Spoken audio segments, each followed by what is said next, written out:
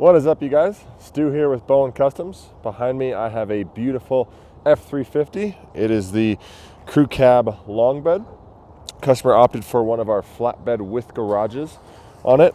He also did a custom color match. This is the Ford Carbonite Gray. Really awesome color on there. You get the forward garage with this configuration. You get a forward lower box, fender flare, and a rear lower box. This specific customer also opted for additional L-track to be bolted on the sides of the deck here.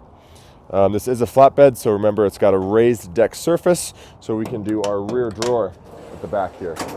Tons of storage underneath, locks when it's all the way out, so it doesn't slide forward if you're parked on an incline.